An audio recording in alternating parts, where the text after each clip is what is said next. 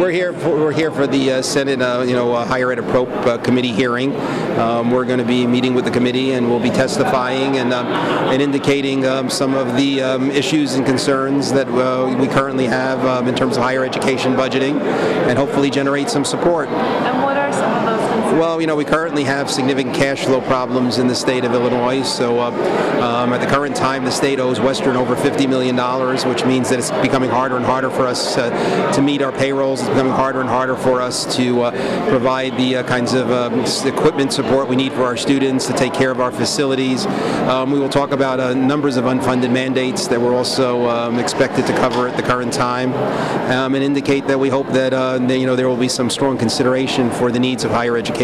We spoke to the president of NIU, and he said the same thing about cash flow problems instead of a budgeting problem. How do you think that'll impact your students? Well, currently we're working very hard for it not to impact our students. We're trying to make certain that our students get the great experience that we've always given them in the classroom. We're very proud of what we do at Western. But our key concern is that we're using more and more of our tuition funds to just keep the university operating without being able to provide any funds for deferred maintenance and facilities, taking care of major facilities projects, purchasing new equipment. Things are really aging on our campus, and we have no means of replacing those. We're also currently holding 60 positions vacant because of cash flow, we don't want to take the chance of filling those positions, and so we're concerned that will have an impact on the support services we provide our students and the instruction we provide our students. So in some, your facilities are deteriorating and you have less professors. We have less professors, but also we're trying to not take as much budget from the instructional side. So out of the 60 positions that vacant, only 20 of those are faculty positions. But what it also means, we're providing our students with less support services. Individuals, many people don't recognize how much support is needed in university, whether it's financial aid advisors, whether it's counselors, whether it's academic advisors, whether it's people who provide technology support for our labs, for our classrooms. We're more and more having to hold back on those positions, which again means that we're concerned about the support we're providing our students. So what are you hoping to accomplish today? Well, again, whenever we testify in front of the Senate, in front of the House, we're hoping to help people understand that our tuition increases haven't been exorbitant. What we're trying to do is just basically keep up with our needs, since there's been no new state funding, and that hopefully the state will take a look at making certain that we receive our appropriations in a timely fashion to help us continue to function appropriately. So trying to get that money? Hopefully get that money, and also get people to realize that we can't keep operating this year, and hopefully next year's budget year will be a little bit better.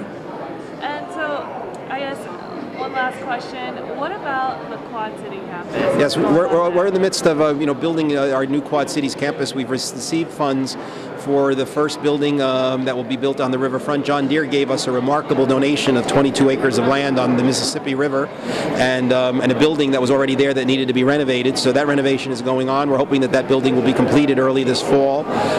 We're in the midst of hopefully building 3 significant buildings on that site that would serve our students in the Quad Cities, who for the most part are commuter students and many non-traditional students who are place-bound in the Quad Cities. We're very excited about that. So will the cash flow issues affect? And currently it's not affecting the building, the construction. That construction is moving along. We are concerned that once we move into that facility, again, we need the operating dollars, and we need dollars in order to provide instruction, and cash flow problems could impact it next year. But our hope is that we will be able to get that building completed, and the second building is in planning. We've received the funds for the planning of that second building.